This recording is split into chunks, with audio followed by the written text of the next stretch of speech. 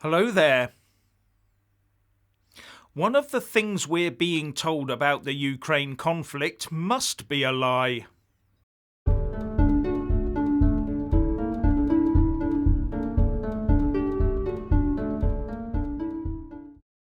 I just don't know what to make of this speech by the head of GCHQ, Sir Jeremy Fleming. Because in one breath we're being told that Vladimir Putin is engaged in a personal and brutal war and he's ordering the shelling of civilians, and at the same time we're told that he hasn't got a scoobies about what's actually happening on the ground because his generals are too frightened to tell him the truth about what's going on. Which of those is it? Does he know what's going on or not?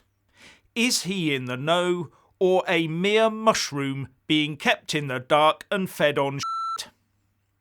And now we're also being told that there could be an insurrection against Putin by his military commanders because of their president's blunders. Well, if his generals are not telling him the truth, then how can they be Putin's blunders? It's their blunders. The reports are somehow saying that the Russian president overestimated the ability of his own armed forces. But who would be telling him how proficient his army is? Those generals, of course. So if they're looking to oust him, they're doing it to save their own skins. Further, where do you think Putin will be getting his information about the war from? Do you think he might have access to a computer and the internet, as well as to Western news sources? Or do his advisors prevent him from seeing those? If that's the case, then who is in charge? Now, I have seen the odd assessment that Putin is a bit of a Luddite when it comes to tech, mainly because he doesn't trust it. But how true is that in reality?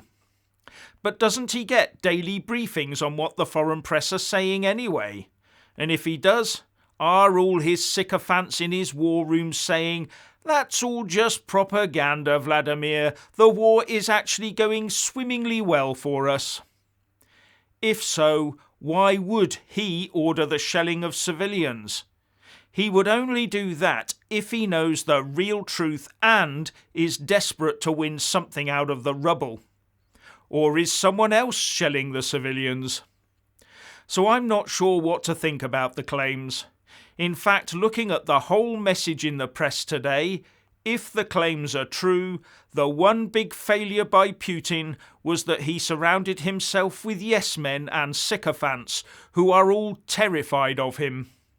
He appears to have trusted and paid people to do a job, when in reality they copied the oligarchs and squirreled the money away that should have gone to the Russian armed forces.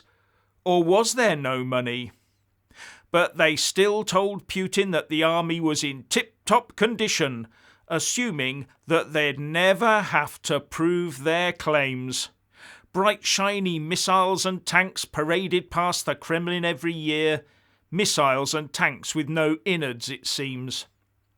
Just about everyone in Putin's regime is therefore culpable, from Vladimir down.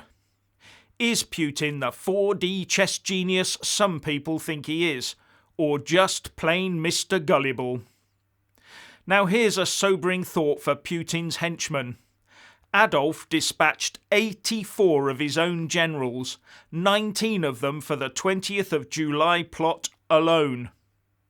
I would predict that whether Putin stays or goes, there will be a lot of very unhappy generals in Russia. In fact, they're probably already planning their asylum claims.